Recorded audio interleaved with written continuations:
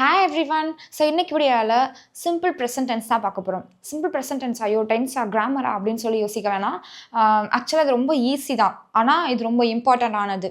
ஏன் அப்படின்னா நிகழ்காலத்தில் நம்ம என்ன செயல்கள்லாம் செய்கிறோம் அப்படின்றத நம்ம எப்படி கன்வே பண்ணுறது அப்படின்றதே இந்த சிம்பிள் ப்ரெசன்ட் டென்ஸில் அந்த ஸ்ட்ரக்சரை தான் நம்ம கன்வே பண்ணுவோம். ஸோ அதனால் இது நம்ம கண்டிப்பாக இங்கிலீஷில் பேசணும் அப்படின்னு நினைக்கிறோம்னா இதை நம்ம கண்டிப்பாக தெரிஞ்சிருக்கணும். ஓகே, ஸோ வீடியோக்குள்ளே போகலாம். ஸோ சிம்பிள் ப்ரெசன்ட் டென்ஸ் அப்படின்றது என்னென்னா நிகழ்காலத்தில் நடக்கக்கூடிய விஷயங்கள் எல்லாமே சிம்பிள் ப்ரெசன்ட் டென்ஸில் நம்ம சொல்லுவோம். ஓகேவா, நிகழ்காலம் அப்படின்னா இப்போ நடந்துட்டுருக்கிற விஷயம். இப்போ நான் என்ன பண்ணிகிட்ருக்கேன், உங்ககிட்ட பேசிகிட்ருக்கேன். நீங்கள் என்ன பண்ணிகிட்ருக்கீங்க, என்னோடய வீடியோவை வாட்ச் பண்ணிகிட்ருக்கீங்க. வேறு என்ன சொல்லலாம், நான் பேசுகிறத கேட்டுட்ருக்கீங்க, நான் சொல்கிற விஷயங்களை லிசன் பண்ணிகிட்ருக்கீங்க.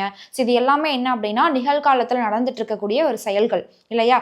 ஸோ இது எல்லாமே நம்ம என்ன டென்ஸில் சொல்லுவோம் அப்படின்னா சிம்பிள் ப்ரெசன்ட் டென்ஸில் சொல்லுவோம். ஸோ இது இன்னும் பல சுச்சுவேஷனில் சொல்லுவோம். அது என்னென்ன அப்படின்றத பார்க்கலாம். முதல்ல அதற்கான ஸ்ட்ரக்சர் என்னென்ன அப்படின்னு சொல்லி பார்த்துடலாம். ஓகே, ஸோ தொடர்ந்து வீடியோவை ஸ்கிப் பண்ணாமல் பாருங்கள். பிகாஸ் சிம்பிள் ப்ரெசன்ட் டென்ஸ் அப்படின்ற போது நிகழ்காலம். ஓகே, அந்த நிகழ்காலத்துலேயுமே சில பழக்கங்கள் சில விஷயங்கள் சேஞ்சஸ் இருக்குது. ஸோ அதை நான் வீடியோட நடுவில் சொல்லுவேன். எண்டில் உங்களுக்கு சில கொஷின்ஸ் நான் கொடுப்பேன். நீங்கள் அதை ஆன்சர் பண்ண போகிறீங்க. நீங்கள் தான் ட்ரான்ஸ்லேட் பண்ண போகிறீங்க. Okay, ton. ஸோ ஸ்ட்ரக்சர் என்ன அப்படின்னா ஃபஸ்ட் எடுத்தோடனே சென்டென்ஸோட பிகினிங்கில் சப்ஜெக்ட் இருக்கும். சப்ஜெக்ட் அடுத்ததான் என்ன வரும் அப்படின்னா வேர்ப் ஃபர்ஸ்ட் ஃபார்ம் வரும். ஓகேவா, சப்ஜெக்ட் வேர்ப் ஃபர்ஸ்ட் ஃபார்ம், இதுதான் இந்த சிம்பிள் ப்ரெசன்ட் டென்ஸோடைய ஸ்ட்ரக்சர். ஓகேவா, ஸோ அதில் சில டிஃப்ரென்ஸ், ஒரு ஸ்லைட் சேஞ்ச் வரும். என்ன அப்படின்னா ஐ வி யூ தே வந்துச்சுன்னா நம்ம வேர்பு கூட எஸ்ஆர்எஸ் சேர்க்க மாட்டோம். But he she it singular name வந்துச்சுன்னா வேர்பு கூட எஸ்ஆர்எஸ் சேர்ப்போம். இது நல்லா ஞாபகம் வச்சுக்கோங்க. ஓகே, அடுத்தது இதுக்கு நம்ம எக்ஸாம்பிள் சென்டென்ஸ் பார்க்கலாமா. இப்போ ஐ கோ டு ஆஃபீஸ் அப்படின்னு இருக்கு. ஐ கோ டு ஆஃபீஸ் அப்படின்னா நான் ஆஃபீஸ் போகிறேன் அப்படின்னு அர்த்தம். அப்போ நான் ஆஃபீஸ் போகிறேன் அப்படின்ற பொழுது நான் அப்படின்றதுக்கு நம்ம இங்கே என்ன யூஸ் பண்ணுறோம், ஐன்ற சப்ஜெக்ட் யூஸ் பண்ணுறோம். அடுத்தது நான் போகிறேன் அப்படின்னு சொல்லும் பொழுது அதுக்கு இங்கிலீஷில் என்ன வேர்ப் ஃபார்ம் சொல்லுவோம், கோ அப்படின்னு சொல்லுவோம். இப்போ ஐ கோ, நான் போகிறேன். எங்கே போகிறேன், டு ஆஃபீஸ், ஆஃபீஸ்க்கு போகிறேன். அப்போ ஐ கோ டு ஆஃபீஸ் அப்படின்னு சொல்லி சொல்கிறோம். இதே இந்த இடத்துல ஐ வந்திருக்கு. ஸோ ஐ வந்தால் வேர்பு கூட எஸ்ஆர்எஸ் சேர்க்க மாட்டோம். அதனால நம்ம ஐ கோன்னு மட்டும் எழுதியிருக்கோம். பட் இங்கே ஹீ கோஸ் டு ஆஃபீஸ்ன்னு இருக்கு. இங்கே he she it name singular name வந்துச்சுன்னா வேர்பு கூட எஸ்ஆர்எஸ் சேர்ப்போம். அதனால் நம்ம இங்கே கோ அப்படின்ற வேர்டு கூட நம்ம இஎஸ் சேர்த்து எழுதியிருக்கோம். இதை வெறும் ஜிஓஎஸ் அப்படின்னு மட்டும் சொல்ல மாட்டோம். இந்த இடத்துல இஎஸ் சேர்த்து தான் சொல்லணும் கோ கூட. ஓகேவா, so he goes to office, அவன் ஆஃபீஸ் போகிறான், அவன் ஆஃபீஸ் செல்கிறான் அப்படின்னு சொல்லலாம். இதில் ஒரு விஷயம் நமக்கு தெரியாத ஒன்று இருக்குது. என்ன அப்படின்னா இந்த கோ அப்படின்ற வேர்டு இருக்கு இல்லையா, இது என்னென்னா வேர்ப் ஃபர்ஸ்ட் ஃபார்ம் அப்படின்னு சொல்லுவாங்க. இந்த வேர்ப் ஃபர்ஸ்ட் ஃபார்மை எப்படி பிரிப்பாங்க அப்படின்னா two plus verb first form அப்படின்னு சொல்லி பிரிப்பாங்க. டூவும் வேர்ப் ஃபர்ஸ்ட் ஃபார்மும் சேர்ந்தது தான் வேர்ப் ஃபர்ஸ்ட் ஃபார்ம். அதாவது இந்த கோ அப்படின்ற வார்த்தையில் டூ அப்படின்ற வார்த்தை மறைந்து வரும். அது நமக்கு தெரியாது. அதை நம்ம நடைமுறையில் நம்ம உபயோகப்படுத்துறதும் கிடையாது. டைரெக்டாக நம்ம என்னன்னு சொல்லிட்டோம், ஐ கோ டு ஆஃபீஸ்ன்னு சொல்லிடுறோம். பட் ஆக்சுவலாக ஐ டூ கோ டு ஆஃபீஸ் அப்படின்றது தான் அது கரெக்டான ஸ்ட்ரக்சர். பட் ஆனால் நம்ம பேசும்பொழுது டைரெக்டாக ஐ கோ டு ஆஃபீஸ்ன்னு சொல்கிறோம். பட் இதுவும் கரெக்ட். ஓகேவா, டூ அப்படின்ற வார்த்தை அதில் மறைந்து வருது அப்படின்ற விஷயத்த உங்களுக்கு தெரியப்படுத்துறதுக்காக நான் அதை சொன்னேன். ஓகே, அதே மாதிரி கோஸ் அப்படின்ற வார்த்தையை எப்படி பிரிப்போம் அப்படின்னா டஸ் ப்ளஸ் கோ அப்படின்னு சொல்லி பிரிப்போம். ஓகேவா, ஏன் நம்ம டஸ் ப்ளஸ் கோ அப்படின்னு சொல்லி பிரிக்கிறோம்னா டஸ்ஸும் கோவும் சேரும்போது தான் இந்த இடத்துல நம்ம இஎஸ் சேர்க்குறோம். ஓகேவா, கோஸ் அப்படின்னு சொல்லி சேர்க்குறோம். உங்களுக்கு ஆல்ரெடி தெரியும் டூ எங்கெல்லாம் யூஸ் பண்ணுவோம், ஐவி உதே வந்தால் டூ யூஸ் பண்ணுவோம், ஹீ ஷீட் நேம் வந்தால் டஸ் யூஸ் பண்ணுவோம் அப்படின்ட்டு. அதே தான் சேம் ஸ்ட்ரக்சர் தான். ஹீ ஷீட் நேம் வேர்பு கூட எஸ்ஆர்எஸ் சேர்ப்போம். ஏன் வேர்பு கூட எஸ்ஆர்எஸ் சேர்க்குறோம் அப்படின்ற ரீசன் உங்களுக்கு தெரியணும் இல்லையா. ஏன் அப்படின்னா அதை நம்ம பிரித்தோம்னா டஸ் ப்ளஸ் கோ அப்படின்னு தான் பிரிப்போம். டஸ் ப்ளஸ் V1 சேர்ந்தது தான் வேர்ப் 1 ப்ளஸ் எஸ்ஆர்எஸ். இங்கே இஎஸ் வர்றதுனால தான் நம்ம இந்த வேர்பு கூட எஸ்ஆர்எஸ் சேர்க்குறோம். இந்த ரீசன் தெரிஞ்சுக்கோங்க. ஓகேவா, டன். அதனால தான் two plus eat equal to eat. அது அப்போது நான் சாப்பிடுகிறேன் அப்படின்னா ஐ ஈட் அப்படின்னு மட்டும் சொல்கிறோம். இதே அவன் சாப்பிடுகிறான் அப்படின்ற போது டஸ் ப்ளஸ் ஈட் சேர்ந்தது என்னது, ஈட்ஸ். அப்போது ஹீ ஈட்ஸ் அப்படின்னு சொல்லி சொல்லுவோம். அவன் சாப்பிடுகிறான் அப்படின்னு சொல்லி சொல்கிறோம். ஸோ ஏன் அங்கே எஸ் சேர்க்குறோம், ஏன் அங்கே எஸ் சேர்க்கலை அப்படின்ற அந்த கிளாரிட்டி உங்களுக்கு கிடச்சிருக்கும். ஸோ இப்போ இதை வச்சு சில சென்டென்ஸ் நான் கொடுத்துருக்கேன். இதை நம்ம இங்கிலீஷில் இப்போ ட்ரான்ஸ்லேட் பண்ணலாம்.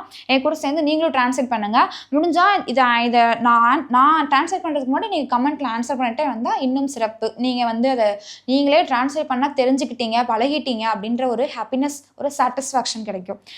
அது வந்து உங்களை இன்னும் லேர்ன் பண்ணுறதுக்கோ இல்லை அடுத்த இன்னும் கற்றுக்கணும் அப்படின்ற ஒரு விஷயத்த வந்து உங்களுக்குள்ள அது வந்து என்ன பண்ணும் அப்படின்னா ப்ரொவோக் பண்ணும், உங்களை வந்து தூண்டும். ஓகேவா? ஸோ நீங்களே ஆன்சர் பண்ண ட்ரை பண்ணுங்க. Okay, ton. ஸோ இப்போ அவன் சமைக்கிறான் அப்படின்னு சொல்லியிருக்கு. அப்போ இதில் அவன் அப்படின்றது என்ன சப்ஜெக்ட்டு? இங்கிலீஷ் என்னன்னு சொல்லுவோம்? ஹீ அப்படின்னு சொல்லுவோம். அப்போது இது வந்து சிங்குலர் சப்ஜெக்ட்டு. ஸோ ஹீன்னு யூஸ் பண்ணியாச்சு. ஹீக்கு அடுத்தது ஹீ வந்தால் வேர்பு கூட எஸ்ஆர்எஸ் சேர்க்கணும். அப்போ இதில் வேர்ப் என்னது? சமைக்கிறான். அப்போ அதை இங்கிலீஷில் என்னன்னு சொல்லுவோம்? குக் அப்படின்னு சொல்லுவோம். அப்போது ஹீ வந்துருச்சு. அப்போ வேர்பு கூட எஸ்ஆர்எஸ் சேர்க்கணும் இல்லையா? இதில் வேர்ப் என்னது? குக்கு. அப்போ குக் கூட எஸ் சேர்த்தாச்சு. He cooks. அவன் என்ன சமைக்கிறான்? இந்த இடத்துல நம்ம ஜஸ்ட் பிரியாணி அப்படின்னு சொல்லி எழுதுறேன். அவன் பிரியாணி சமைக்கிறான் அப்படின்னா ஹீ குக்ஸ் பிரியாணி அப்படின்னு சொல்லலாம். நான் எழுதுகிறேன் அப்படின்னா நான் அப்படின்றதுக்கு ஐன்ற சப்ஜெக்ட் யூஸ் பண்ணுவோம். எழுதுகிறான் அப்படின்ற பொழுது இங்கிலீஷில் ரைட். என்ன எழுதுறேன்? நான் ஒரு ஸ்டோரி எழுதுறேன். அப்போ ஐ ரோட் அ ஸ்டோரி. நான் ஒரு கதை எழுதுகிறேன். ஐ ரைட் அ ஸ்டோரி அப்படின்னு சொல்லலாம். அடுத்தது அவள் அப்படின்ற பொழுது ஷீ. நிற்கிறாள் அப்படின்ற இடத்துல நம்ம என்ன யூஸ் பண்ணணும்? ஸ்டாண்ட். She stand. அப்போது இங்கே ஷீ வந்துருச்சு. ஷீ வந்தால் நம்ம என்ன பண்ணணும்? வேர்பு கூட எஸ்ஆர்எஸ் சேர்க்கணும். அப்போது நம்ம இங்கே என்ன பண்ணுவோம்? ஷீ ஸ்டாண்ட்ஸ் அப்படின்னு சொல்லுவோம். அவள் அங்கு நிற்கிறாள் அப்படின்னு நான் சொல்கிறேன். அப்போ இந்த இடத்துல நம்ம என்ன பண்ணுவோம்? அங்கே அப்படின்னு வந்துருச்சுன்னா நம்ம இங்கே என்ன யூஸ் பண்ணணும்? தேர். அவள் எங்கே நிற்கிறா அப்படின்னு சொன்னால் இந்த இடத்துல ஹியர் அப்படின்னு மட்டும் யூஸ் பண்ணுவோம். அங்கே அப்படின்னா தேர் யூஸ் பண்ணுவோம். சில பேர் என்ன பண்ணுறாங்கன்னா அவள் நிற்கிறாள் அப்படின்ற போது இந்த இடத்துல ஷீ ஸ்டாண்டிங் அப்படின்னு சொல்கிறாங்க. நோ, அவள் நின்று கொண்டிருக்கிறாள் அப்படின்னு சொன்னாதான் ஷீ ஸ்டாண்டிங் அப்படின்னு சொல்லுவோம். அவள் நிற்கிறாள் அப்படின்ற பொழுது ஷீ ஸ்டாண்ட்ஸ், அவ்வளோதான். ஓகே, அடுத்தது அவர்கள் வருகிறார்கள் அப்படின்னு இருக்கு. அவர்கள் அப்படின்ற போது நம்ம இங்கே என்ன யூஸ் பண்ணுவோம்? தே. வருகிறார்கள் அப்படின்னா கம். They come. இதே அவர்கள் சென்னையிலிருந்து வருகிறார்கள் அப்படின்னு சொல்லி நான் சொல்கிறேன். அப்போது சென்னையிலிருந்து அப்படின்னா அதிலிருந்து அப்படின்ற போது அந்த ஊரில் இருந்து அப்படின்னு வரும்போது நம்ம இங்கே என்ன யூஸ் பண்ணுவோம்? ஃப்ரம். எங்கேருந்து வராங்க? சென்னையிலிருந்து. அப்போது ஃப்ரம் சென்னை. அப்போது தே கம் ஃப்ரம் சென்னை. அவர்கள் சென்னையிலிருந்து வருகிறார்கள். இதே அவர்கள் சென்னையிலிருந்து வந்து கொண்டிருக்கிறார்கள் அப்படின்னா they are coming from Chennai அப்படின்னு சொல்லுவோம். ஓகேவா? பட் இது வந்து என்னன்னா சிம்பிள் ப்ரெசன்ட் டென்ஸ். வருகிறார்கள் அப்படின்னு நீங்கள் சொல்லிட்டீங்க. அவர்கள் வருகிறார்கள் அப்படின்னாலே தே கம், அவ்வளோதான். அடுத்தது ராமு செல்கிறான் அப்படின்னு இருக்கு. அப்போது ராமு அப்படின்றது என்னது? Singular subject. அப்போ சிங்குலர் சப்ஜெக்ட். அப்போ இந்த செல்கிறான் அப்படின்றதுக்கு இங்கிலீஷில் என்ன சொல்லுவோம்? கோ அப்படின்னு சொல்லுவோம். ராமுன்றது சிங்குலர் சப்ஜெக்ட். அப்போ நம்ம இங்கே என்ன எழுதுவோம்? ராமு கோஸ் அப்படின்னு சொல்லி எழுதுவோம். ஓகே, இன்கேஸ் இங்கே ராமு பக்கத்தில் ராமு மற்றும் ராஜு செல்கிறார்கள் அப்படின்னு சொல்கிறேன். அப்போது ராமு அண்ட் ராஜு அப்படின்னு இங்கிலீஷில் எழுதுவோம். ராமு அண்ட் ராஜு அப்படின்னு சொல்லி எழுதுகிறோம். அப்போ இங்கே 2 பேர் வந்துருச்சு. அப்போ இது என்னது? Plural subject. ப்ளூரல் சப்ஜெக்டாக இருந்துச்சுன்னா வேர்பு கூட எஸ்ஆர்எஸ் சேர்ப்போமா? மாட்டோம். ராமு அண்ட் ராஜு கோ, அவ்வளோதான். ஏதோ வெறும் ஒரே ஒரு நேம் மட்டும் வந்துச்சுன்னா ராமு கோஸ் அப்படின்னு சொல்லி எழுதுவோம். 2 பேர் வந்துச்சுன்னா ராமு அண்ட் ராஜு அப்படின்னு வந்துச்சுன்னா கோ அப்படின்னு மட்டும்தான் எழுதுவோம். வேர்பு கூட எஸ்ஆர்எஸ் வந்து சேர்க்க மாட்டோம். Okay, ton. ஸோ இப்போ இந்த ஸ்ட்ரக்சர் வந்து உங்களுக்கு கிளியர் ஆகிருக்கும். எங்கெல்லாம் எஸ் சேர்க்கணும், எங்கெல்லாம் வந்து எஸ்ஆர்எஸ் சேர்க்கணும் அப்படின்ற ஒரு கிளாரிட்டி கிடச்சிருக்கும். ஏன் நம்ம அந்த எஸ்ஆர்எஸ் சேர்க்குறோம் அப்படின்ற ஒரு டவுட்டும் வந்து கிளியர் ஆகிருக்கும். இப்போது இது இந்த ப்ரெசன்ட் சுச்சுவேஷனாக இருந்தாலும் அதில் ஒரு சின்ன ஸ்லைட் டிஃப்ரென்ஸ் இருக்குன்னு சொன்னேன் இல்லையா? அதை பார்க்கலாம். ஃபஸ்ட்டு என்ன அப்படின்னா பழக்கங்கள். ஸோ எனக்கு வந்து ஒரு விஷயம் ரெகுலராக இந்த பழக்கம் எனக்கு இருந்துகிட்டே இருக்குது அப்படின்னு சொல்கிறோம். என்னென்னா இப்போ எனக்கு வந்து ரெகுலராக வந்து நியூஸ் பேப்பர் படிக்கிற பழக்கம் இருக்குது, எனக்கு ரெகுலராக காஃபி குடிக்கிற பழக்கம் இருக்குது, எனக்கு ரெகுலராக வந்து ஸ்மோக் பண்ணுற பழக்கம் இருக்குது அப்படின்லாம் சொல்கிறோம் இல்லையா? ஸோ அந்த மாதிரி அந்த பழக்கங்களை வந்து நம்ம சிம்பிள் ப்ரெசன்ட் டென்ஸில் சொல்லுவோம். Example, he goes to the library every week. அவனுக்கு எவ்வளோ வாரமும் வந்து லைப்ரரி போகிற பழக்கம் உண்டு அப்படின்னு சொல்கிறோம். ஓகே, அப்போது இந்த இடத்துல அவன் செல்கிறான் அப்படின்ற அர்த்தத்தையும் கொடுக்கும், அதே சமயம் அவன் செல்வதுண்டு அப்படின்ற அர்த்தத்தையும் கொடுக்கும். ஓகேவா?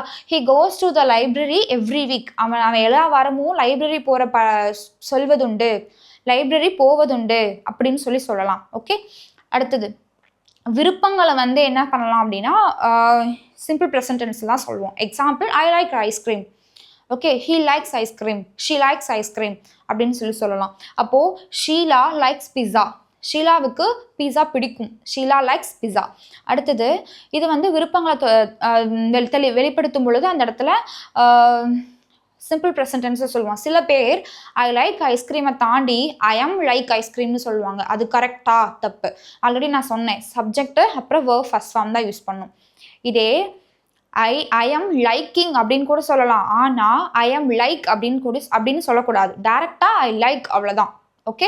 அடுத்தது தொடர்ச்சியாக நடக்கிற செயல்கள். ஒரு விஷயம் தொடர்ச்சியாக நடந்துட்டுருக்கு. இப்போ நீங்கள் உங்களோட இங்கிலீஷ் கம்யூனிகேஷனை வந்து டெவலப் பண்ணிக்கிறதுக்காக ரெகுலராக வந்து ஸ்போக்கன் இங்கிலீஷ் வீடியோஸ் வந்து பார்த்துட்டு இருக்கீங்க. இப்போ அது தொடர்ச்சியாக தானே நடக்குது.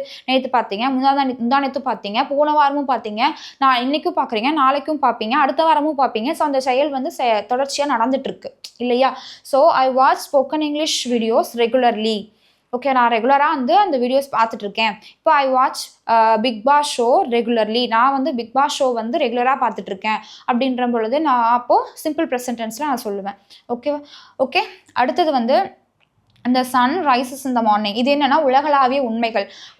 உலகளாவிய உண்மைகள் அப்படின்னா உலக அளவில் எதுவும் மாறாத ஒரு உண்மையை வந்து நம்ம என்னன்னு சொல்லுவோம்னா சிம்பிள் ப்ரெசன்ட் டென்ஸ் சொல்லுவோம். இப்போ இந்த சன் ரைசஸ் இந்த மார்னிங் அப்படின்னா சூரியன் காலையில் உதிக்கும் அப்படின்னு சொல்கிறோம். அடுத்த நாள் சூரியன் வந்து மதியம் உதிக்குமா இல்லை சாயந்தரம் உதிக்குமா? கிடையாது. எப்பவுமே சூரியன் வந்து காலையில தான் உதிக்கும் இல்லையா? அப்போ இந்த சன் ரைசஸ், இந்த சன் அப்படின்றது சிங்குலர் சப்ஜெக்ட், அதனால இந்த ரைஸ் அப்படின்ற வேர்டு கூட நான் S சேர்த்திருக்கேன். The sun rises in the morning. காலையில் உதிக்கும். The sun rises in the east. ஓகேவா? The sun sets in the west. The sun sets in the evening அப்படின்னு சொல்லலாம். ஓகே. ஸோ இதெல்லாம் வந்து உலகளாவிய உண்மைகள். இன்னும் சொல்ல போனால் ப்ராபபிளாக இருக்கு இல்லையா? ப்ராபபிளாக நம்ம வந்து சிம்பிள் ப்ரெசன்ட் டென்ஸ் தான் அதிகமாக சொல்லுவோம். தத்துவம் சொல்கிறது இது எல்லாமே. For example practice makes man perfect அப்படின்னு சொல்கிறோம். அனுபவமே சிறந்த ஆசான். இதுவும் என்ன அப்படின்னா சிம்பிள் ப்ரெசன்ட் டென்ஸ் தான் சொல்லுவோம். உங்களுக்கு இந்த டாபிக் வந்து கிளியராக புரிஞ்சிருக்கும் அப்படின்னு நம்புகிறேன். ஸோ இந்த டாபிக் வந்து உங்களுக்கு ரொம்ப யூஸ்ஃபுல்லாக இருந்திருக்கும். சில விஷயங்கள் உங்களுக்கு வந்து கிளாரிஃபை ஆகிருக்கும் அப்படின்னு நம்புகிறேன். ஸோ உங்களுக்கு வந்து 5 சென்டென்ஸ் வந்து நான் கொடுத்துருக்கேன். ஆஸ் யூஷுவல் இந்த 5 சென்டென்ஸை வந்து இங்கிலீஷில் ட்ரான்ஸ்லேட் பண்ணி கமெண்ட்டில் மென்ஷன் பண்ணுங்கள். இன்கேஸ் இதில் ஏதாவது டவுட் இருந்துச்சு அப்படின்னா நீங்கள் கமெண்ட்டில் கேட்கலாம். அண்ட் தயவு செஞ்சு இந்த சென்டென்ஸை ப்ரெசன்ட் கண்டினியூஸ் டென்ஸில் மாற்றாதீங்க. ஏன்னா WH கொஸ்டின்ஸ் நான் ஆல்ரெடி சேஞ்ச் பண்ணுற ஒரு 15 சென்டென்ஸ் நான் கொடுத்து அதில் ட்ரான்ஸ்லேட் பண்ணியிருந்தேன். பட் அதில் எல்லாரும் என்ன பண்ணியிருந்தாங்க அப்படின்னா நான் கொடுத்தது சிம்பிள் ப்ரெசன்ட் டென்ஸ், பட் நிறைய பேர் வந்து அது ப்ரெசன்ட் கண்டினியூஸில் சொல்லியிருந்தாங்க. எக்ஸாம்பிள், இப்போ இந்த இடத்துல ஹீ குக்ஸ் பிரியாணி அப்படின்னு சொல்லி இருக்கு இல்லையா? அதை நீங்கள் என்ன ஆன்சர் பண்ணுறீங்கன்னா ஹீ இஸ் குக்கிங் பிரியாணின்னு சொல்லி போடுறீங்க. தமிழில் நான் கொடுத்துருக்குற வாக்கியத்தை நல்லா படித்து பாருங்க. நான் இந்த இடத்துல நான் உங்கள் வீடியோவே பார்த்து கொண்டிருக்கிறேன் அப்படின்னு நான் சொல்லலை. நான் உங்கள் வீடியோவே பார்க்கிறேன் அப்படின்னு தான் சொல்லியிருக்கேன். ஓகேவா? ஸோ அப்போது சிம்பிள் ப்ரெசன்ட் டென்ஸில் தான் வந்து சொல்லணும். ஓகேவா? டன். ஸோ இந்த வீடியோ உங்களுக்கு ரொம்ப யூஸ்ஃபுல்லாக இருந்திருக்கும் நம்புகிறேன். ஸோ யூஸ்ஃபுல்லாக இருந்துச்சுன்னா உங்களோட ஃப்ரெண்ட்ஸ்க்கும் ஷேர் பண்ணுங்கள். அண்ட் மறக்காமல் புதுசாக நம்ம வீடியோ பார்க்குறீங்கன்னா மறக்காமல் நம்ம சேனலை சப்ஸ்கிரைப் பண்ணுங்கள். சப்ஸ்கிரைப் பண்ணால் மட்டும் பத்தாது, கீழே இருக்க பெல் ஐக்கானை கிளிக் பண்ணி அதில் ஆல் இருக்கிறது கிளிக் பண்ணுங்கள். அப்போ தான் ரெகுலராக நான் போடுற வீடியோஸ் உங்களுக்கு நோட்டிஃபிகேஷனில் ஷோ ஆகும். Okay, thank you.